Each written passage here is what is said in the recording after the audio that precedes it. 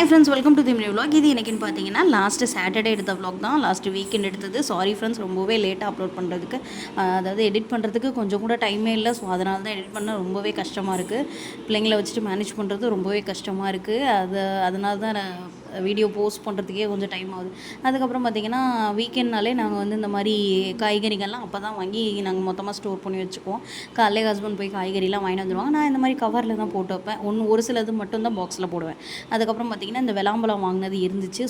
சரின்ட்டு அது பழுக்கட்டும் அப்படின்ட்டு வச்சுருந்தேன். அது பழுத்தா தான் கொஞ்சம் நல்லாயிருக்கும். அதுக்கப்புறம் எடுத்துகிட்டு அதில் நிறைய சக்கரை போட்டு சாப்பிட்றது ரொம்பவே பிடிக்கும் எனக்கு. ஆனால் இது பார்த்திங்கன்னா பயங்கரமாக சளி கட்டும். குழந்தைங்களுக்கு கொஞ்சம் பார்த்தே கொடுங்க. எப்படி இருக்கும் அப்படின்னு பார்த்தீங்கன்னா, அந்த புளி இருக்குல்ல, கரைக்கிற புளி, அந்த புளியில் வந்துட்டு சக்கரை போட்டு சாப்பிட்டா எப்படி இருக்கும், அதே டேஸ்ட்டு தான் இருக்கும். மதியத்துக்கு பார்த்திங்கன்னா சிம்பிளாக சாம்பார் சாதம், அப்பளம், ஊறுகாய் வச்சு முடிச்சாச்சு. ஈவினிங்காக பீச்சுக்கு போகலாம் அப்படின்னு சொல்லிட்டு பிள்ளைங்களை கூட்டிகிட்டு பீச்சுக்கு தான் கிளம்புனா. போனல லாஸ்ட் 2 வீக்காக வந்து எங்கேயுமே போகவே இல்லை. ஸோ அந்த வீக்கெண்டாவது போயிட்டு வரலாம் அப்படின்னு சொல்லிட்டு சரி பிள்ளைங்களை கூப்பிட்டு போயிட்டு ஃபஸ்ட்டு மோமோஸ்லேருந்து ஆரம்பித்தோம். மோமோஸ் சுட சுட சூப்பராக இருந்துச்சு.